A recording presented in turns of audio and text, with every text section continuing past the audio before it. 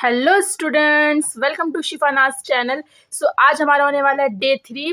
इससे पहले की वीडियो में यानी कि 2 लेक्चर्स में हमने यूनिट फर्स्ट एटॉमिक स्ट्रक्चर से कुछ इंपॉर्टेंट ऑब्जेक्टिव को क्लियर करे थे।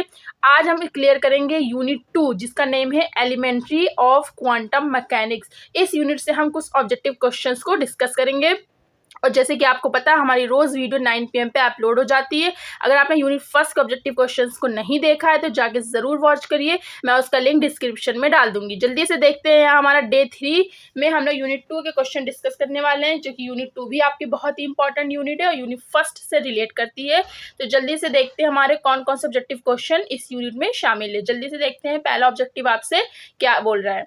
ठीक है, कह रहा है ऑब्जेक्टिव नंबर 1 आपसे कह रहा है classical mechanics does not provide satisfactory explanation for the following. कह रहा है जो क्लासिकल मैकेनिक्स है वो किस चीज़ को एक्सप्लेन नहीं कर पाई है। Classical mechanics black body radiation को नहीं एक्सप्लेन कर पाई है। ऑप्शन नंबर बी कह रहा है फोटो इलेक्ट्रिक इफेक्ट को नहीं एक्सप्लेन कर पाई है। या ऑप्शन नंबर सी कह रहा है हीट कैपेसिटीज ऑफ सॉलिड्स को डिस्कस नहीं कर पाई है, या ऑल ऑफ द अबव। तो जो क्लासिकल मैकेनिक है ये आपका ये तीनों ही चीज़ को एक्सप्लेन करने में नहीं कर पाई है। तो आपका option number D all of the above आपका राइट आंसर होगा। ठीक, क्वेश्चन नंबर फर्स्ट का। जल्दी से देखते हैं हमारा क्वेश्चन नंबर 2 क्या कह रहा है। कह रहा है a quantitative relationship between energy absorbed. ठीक, जो एनर्जी एब्जॉर्ब हुई है और जो एनर्जी इमिट हुई है by a body was put forward by. जो हमारा रिलेशनशिप है ये किस साइंटिस्ट ने दिया है कि कोई भी अगर एनर्जी है एब्जॉर्ब हो रही है और कुछ एनर्जी इमिट हो रही है, इन दोनों का रिलेशन देने वाले कौन साइंटिस्ट है। क्या ऑप्शन नंबर ए आइंस्टीन है, या किरचॉफ है, या हेस है, या नन। तो आपका option number B is the correct answer होगा। किरचॉफ ने रिलेशनशिप बिटवीन बताया था energy absorb and energy emitted का। ठीक है, जल्दी से क्वेश्चन नंबर हमारा 3 देखते हैं। आप नोट जरूर बनाते चलिए बेटा, बहुत ही इंपॉर्टेंट है आपके लिए, ज़्यादा टाइम आपके पास नहीं है। एक क्वेश्चन नंबर 3 कह रहा है total amount of energy emitted by a perfectly black body पर unit area time is directly proportional to. अब यहाँ पे समझो क्या कह रहा है, आपसे कह रहा है कि जो आपका टोटल अमाउंट ऑफ एनर्जी है इमिट हुई है, टोटल अमाउंट ऑफ एनर्जी किसके द्वारा, बाय परफेक्टली ब्लैक बॉडी पर यूनिट एरिया पर यूनिट टाइम के द्वारा, वो किसके प्रोपोर्शनल है। तो हमारे एक क्वांटम मैकेनिक्स में एक साइंटिस्ट थे स्टीफन। ठीक, स्टीफन एक साइंटिस्ट थे, उन्होंने जो बताया जो हमारी एनर्जी होती है वो डायरेक्टली प्रोपोर्शनल टू क्या होती है, T⁴ होती है। ठीक, अगर ये हम इसका ये डायरेक्टली प्रोपोर्शनल का साइन बताते हैं तो हमारा एक कांस्टेंट आता है सिग्मा और T⁴ क्या हो जाता है 4। तो इस रिलेशन को जो हमने बताया था वो स्टीफन ने बताया था। तो आपका ऑप्शन नंबर क्या हो जाएगा, ऑप्शन नंबर सी हो जाएगा T⁴।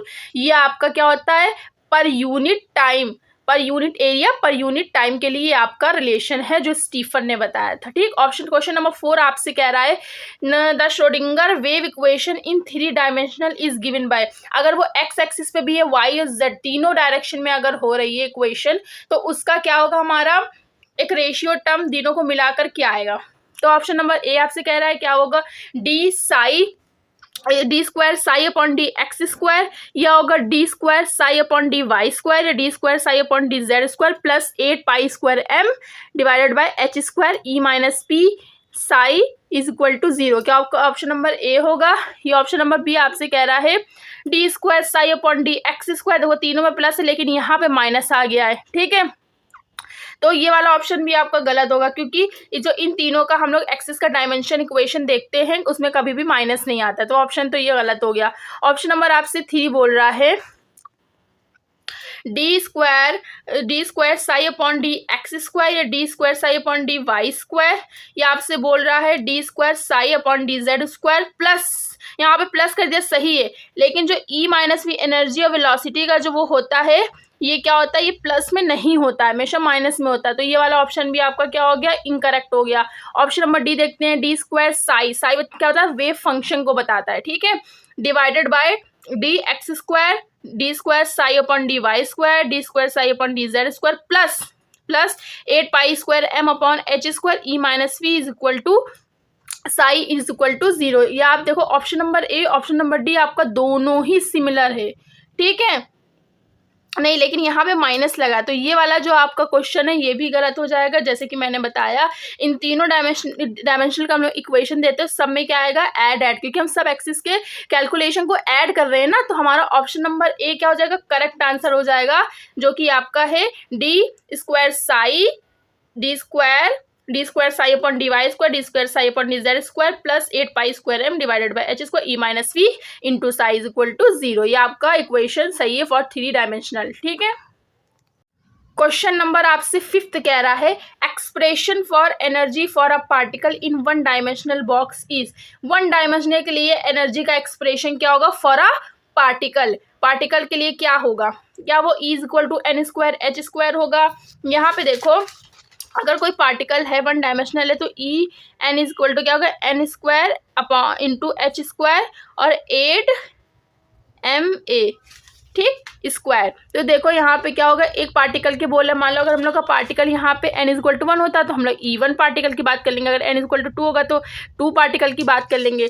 तो इनका रिलेशन क्या होगा, N square H square upon 8 M A square होगा, या E is equal to N square H square upon 4 M A square होगा, या एन स्क्वायर एच अपॉन 8। यहाँ तो गलत है देखिए, क्योंकि दोनों में स्क्वायर लगेगा, ये वाला ऑप्शन भी गलत है, ये वाला ऑप्शन भी। बात करते हैं इन दो ऑप्शन की, जैसे कि मैंने बताया 8 एम ए स्क्वायर होता है number of particle, Planck's constant, या मास, एरिया की हम बात करें किससे, 8 से मल्टीप्लाई करेंगे, तो आपका ऑप्शन क्या हो जाएगा, ऑप्शन नंबर 1 आपका करेक्ट आंसर हो जाएगा। 6 कह रहा है valence bond theory of chemical bonding was put forward initially. सबसे पहले वैलेंस बॉन्ड थ्योरी को एज अ केमिकल बॉन्डिंग किसने दिया था, फॉरवर्ड किसने बढ़ाया था, तो वो थे हिटलर एंड लंडन। यहाँ पे गलत प्रोनाउंसिएशन, लंडन एल होगा, ठीक है, हिटलर एंड लंडन ने। क्वेश्चन नंबर आपसे 7 कह रहा है, यहाँ पे देखिए the phenomenon of resonance is explain by. Resonance का फिनोमिना किसने दिया था, ठीक, किस थ्योरी के द्वारा हम लोग एक्सप्लेन कर सकते हैं, क्या मॉलिकुलर ऑर्बिटल थ्योरी के द्वारा या वैलेंस बॉन्ड थ्योरी के द्वारा, दोनों के द्वारा कर सकते हैं, किसी के द्वारा नहीं। तो आपका ऑप्शन नंबर बी होगा, वैलेंस बॉन्ड थ्योरी के द्वारा हम रेजोनेंस का फिनोमिना को डिस्क्राइब कर सकते हैं। क्वेश्चन नंबर 8 कह रहा है according to Bohr's atomic model के द्वारा the angular momentum of orbit is multiple of. Angular momentum आपने पढ़ा है, तो क्या होता है, एंगुलर मोमेंटम किसके इक्वल होता है, तो हमारा एंगुलर मोमेंटम होता है वह h अपॉन 2 पाई के मल्टीपल होता है, ठीक है। क्वेश्चन नंबर 9 आपसे कह रहा है the energy of each orbit is. क्या कह रहा है, जो एनर्जी ऑफ ऑर्बिट्स होती है क्या वो सभी ऑर्बिट्स की सेम होती है, कि फिक्स्ड होती है, कि चेंज विद टाइम, ये टाइम के अकॉर्डिंग चेंज होती है, या नन। तो सेम तो नहीं होती है, ठीक, सेम एनर्जी नहीं होती है। और टाइम की तो यहाँ पे अगर आप बात करोगे ऑर्बिट्स की क्वांटम में, तो टाइम डिपेंडेंट कोई चीज़ नहीं होगी। तो यहाँ पे ऑप्शन नंबर बी हमें सही दिख रहा, फिक्स्ड हो सकती है ऑर्बिट्स की एनर्जी। ऑर्बिट्स हम शेल कह सकते हैं, ठीक, हम क्वांटम मैकेनिक्स की बात कर सकते हैं। क्वेश्चन नंबर 10 कह रहा है Schrodinger equation define. Schrodinger equation क्या डिफाइन करती है, ऑप्शन नंबर ए आपसे कह रहा है चेंजेस फिजिकल क्वांटिटी, क्या वो फिजिकल क्वांटिटी को बता सकती है, या ऑप्शन नंबर बी कह रहा है particle behaviour with in a field of force, या किसी के भी पार्टिकल बिहेवियर को बता सकती है। फील्ड ऑफ फोर्स यानी कि कुछ ऐसा फील्ड है जहाँ पे फोर्स अप्लाई हो रहा है। और क्वेश्चन ऑप्शन नंबर सी कह रहा है डाइवर्जन ऑफ ऑब्जेक्ट, या ऑब्जेक्ट का डाइवर्शन को भी बता सकती है। या आपसे कह रहा है बोथ ए एंड बी। तो जो श्रोडिंगर इक्वेशन क्या डिफाइन कर सकती है, चेंज फिजिकल क्वांटिटी को भी बता सकती है, ठीक, और पार्टिकल बिहेवियर को भी बता सकती है। तो जैसे कि आपने पता है पार्टिकल बिहेवियर होता है और वेव नेचर को भी बताया जा सकता है, जो डी ब्रॉगली ने कहा था ड्वेल नेचर होती है हमारी लाइट। तो यहाँ पे आपको ऑप्शन डी हो जाएगा, बोथ ए एंड बी दोनों करेक्ट है। श्रोडिंगर इक्वेशन दोनों चीज को बताती है, चेंजेस फिजिकल क्वांटिटी को भी, पार्टिकल बिहेवियर को भी बताती है। क्वेश्चन नंबर आपका 11 देखो, कह रहा है which of the following are the consideration of Schrodinger wave equation. कौन सी फॉलोइंग है जो कंसिडर करती है इस इक्वेशन को, क्या वो classical based plane wave function बताती है, क्या वो Broglie's hypothesis of matter waves को बताती है, या कंजर्वेशन ऑफ एनर्जी को बताती है, ऑल ऑफ दी अबव। जो हमारी श्रोडिंगर वेव इक्वेशन है समझ लो क्वांटम मैकेनिक्स के समझ लो पूरे करता धरता है। क्वांटम मैकेनिक्स का कभी भी नाम आए तो इस साइंटिस्ट का जरूर नाम आता है, समझ लो ये मेन है क्वांटम मैकेनिक्स में। श्रोडिंगर वेव जो श्रोडिंगर वेव इक्वेशन है उन्होंने दी है, जो साइंटिस्ट है क्वांटम में सबसे ज़्यादा चर्चे में होते हैं। ठीक, क्वांटम मैकेनिक्स जब हम पढ़ते हैं तो इनकी बात ज़रूर से ज़रूर आती है। तो कह रहा है क्लासिकल बेस्ड को बताया था, प्लेन वेव फंक्शन को, या ब्रोगलीज के हाइपोथेसिस ऑफ मैटर वेव्स को भी डिस्क्राइब करा था, कंजर्वेशन ऑफ एनर्जी। तो यहाँ आपको option number D all of the above को बताया था। ठीक है, क्वेश्चन नंबर 12 कह रहा है which of the following is the time dependent Schrodinger equation. Time dependent Schrodinger equation क्या होती है? दो तरह की होती है, एक टाइम इंडिपेंडेंट होती है और एक टाइम डिपेंडेंट होती है। तो टाइम डिपेंडेंट होती है वो आपकी ऑप्शन नंबर ए हो जाएगा, H psi is equal to E psi. H psi is equal to E psi. ठीक, ये एनर्जी है, ये हैमिल्टोनियम है। साई क्या बताती है? वेव फंक्शन को बताती है। ठीक है, क्वेश्चन नंबर 13 कह रहा है periodic wave is, periodic wave कैसी होती है? या क्या है, सिनोसोडियल होती है कि स्क्वायर होती है कि रेक्टेंगल? देखो ये आपकी रही वेव, ऐसे चलती है तरंगधर। ठीक, ये क्या स्क्वायर, क्या स्क्वायर हो सकती है? स्क्वायर तो नहीं हो सकती भाई। रेक्टेंगल, क्या ये रेक्टेंगल हो सकती है? रेक्टेंगल भी नहीं हो सकती है। और यहाँ पे देखो पूरा नाम दे दिया, तो इसको हम साइन के नाम से भी जानते हैं। तो ये साइन की तरह वेव चलती है हमारी। तो ऑप्शन नंबर ए आपका क्या होगा? साइनोसोइडल आपका ऑप्शन नंबर ए करेक्ट हो जाएगा। क्वेश्चन नंबर 14 है हैमिल्टोनियम ऑपरेटर इज सम ऑफ। हैमिल्टोनियम जो ऑपरेटर है एच कैप, और किसका किसका सम है? क्या वो पोटेंशियल एनर्जी का सम है? क्या वो काइनेटिक एनर्जी का सम है? क्या वो स्टैटिक एनर्जी का सम है? क्या बोथ ए एंड बी? तो हैमिल्टोनियम अफेयर दो एनर्जियों से मिलकर बना होता है, एक तो पोटेंशियल एनर्जी और काइनेटिक एनर्जी। तो ऑप्शन नंबर डी आपका करेक्ट आंसर होगा, बोथ ए एंड बी।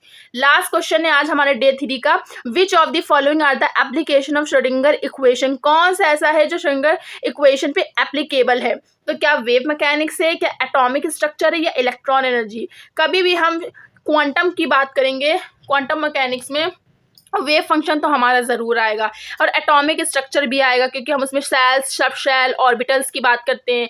जितने भी हम लोग माइक्रोस्कोपिक पार्टिकल्स होते हैं क्वांटम मैकेनिक्स में उनकी बात करते हैं। इलेक्ट्रॉन की एनर्जी की तो बात हम करेंगे ही। तो यहाँ से हमारा क्वेश्चन ऑप्शन नंबर डी आपका करेक्ट आंसर हो रहा है क्वेश्चन नंबर 15 का। तो ये थे हमारे यूनिट 2 से कुछ इंपॉर्टेंट क्वेश्चन और डे 3 के। नेक्स्ट वीडियो में हम डे 4 में बात करेंगे यूनिट 3 से रिलेटेड कुछ क्वेश्चंस, या यूनिट 2 के कुछ क्वेश्चंस बाकी रह जाएंगे तो हम उसको भी डिस्कस कर लेंगे। तो रोज़ वीडियोस को 9 PM पे वॉच करिए और अच्छे से स्टडी करिए। मिलते हैं नेक्स्ट वीडियो में। Follow for more, bye.